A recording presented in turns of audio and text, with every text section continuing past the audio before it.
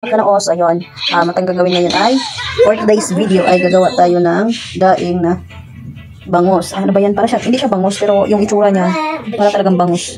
So gagawin natin dyan, tatanggalin natin yung lamang loob, hasang, para malinis. Hindi siya hindi siya pag naluluto na natin yan, hindi siya mamaho.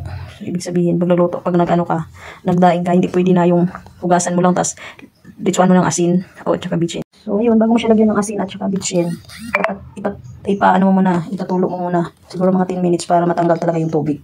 Kasi once kasi na hindi mo siya nalagyan ng hindi mo siya nahugasan ng mabuti tapos hindi mo siya pinatulo, siya, pag hindi yan natuyo, mangangamoy yan. So sayang, bis na masarap yung pagkatimpla mo, syempre kailangan kasi yan tulong-tulo talaga kasi ilalagay mo siya dun sa suka at saka bawang. Ang ingredients mo dyan ay suka at saka bawang. Bawang at saka paminta at asin, bitchin. So paghaluin mo muna yung tsaka suka. Siyempre yung suka parang gagawin mo lang naman dyan, hindi mo siya ibabad, parang hugasan mo lang yung isda para mag-absorb yung lasa. Tapos siguro babad mo lang ng konti, siguro mga 10 minutes mga ganun bago mo siya ibilad. Ewan ko sa iba, hindi ko alam kung ano yung ginagawa nila. Parang tinimplahan lang nila asin tsaka bitchin, tapos paminta. Yun lang, parang tubig lang yung sa kanila. Kasi parang pa sa kanang parang naluluto yung isda pag nilalagay mo sa Tsaka may lasa na siya. So yung ginagawa ko kasi, ganun yung ginagawa ko. Na lalagyan ko siya ng suka. So yan kasi kaya natuto din ako magaganyan kasi nga yung sa asawa ko meron ganyan. Meron silang kapatid niya, nagagawa sila ng ganyan dati, daing. Kaya yun, natuto na rin. So, syempre, ako din, gusto kong matuto. Pwede ka magnegosyo ng ganyan, di ba? Kasi maganda din naman to daingin tong isda na to. Kasi pag prito mo yan, lutong luto talaga. Pag medyo malutong siya, sarap kaya. Since ngayon, medyo mainit, kailangan lang natin ibilad muna siya. Pag tuloy-tuloy yung init, natutuyo na siya kasi manipis lang naman yan eh.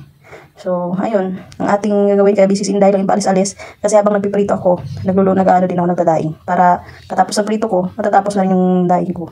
So, yun, sana may matutunan kayo sa ating pagdadaing. So, simple lang naman yan. Hugasan mo lang, tanggalin mo lang yung mga hasang naman loob. Ganun lang.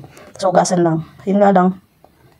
Na sinislice ko kanina. Ito yung pinaghugasan. Ito lang yung kinalalabasan niya. Parang hugasan na yung isda. So, hindi na talaga siya, hindi na siya, puro suka yan. Suka, bawang, papinta, asin, at saka puting bitchin. So, ngayon, ang ating finished product ay, ito, binilad ko na siya. Since maano dito, ayun, homemade daing, dry daing. So, ayan siya. Ito na yung ating homemade daing. Mainit ngayon, so, mainit dito sa amin, kaya, mabilis siya na tuyo. Hindi na siya tuyo, ayan, pangit kasi yung tuyo. Pero pag kailangan din talaga siya ibilad kasi nga, posibilidad pa ito na may mga, yun. So, magluto tayo. Tingnan natin kung crispy. So, ayan, let's eat it.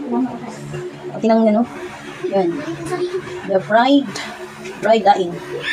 Fried daing. So, let's eat na. Wala pa ito kalahating araw ko yun na. So, ito na yun. Finished product. Ready ko. At ito. Natuloy na siya. So, let's eat.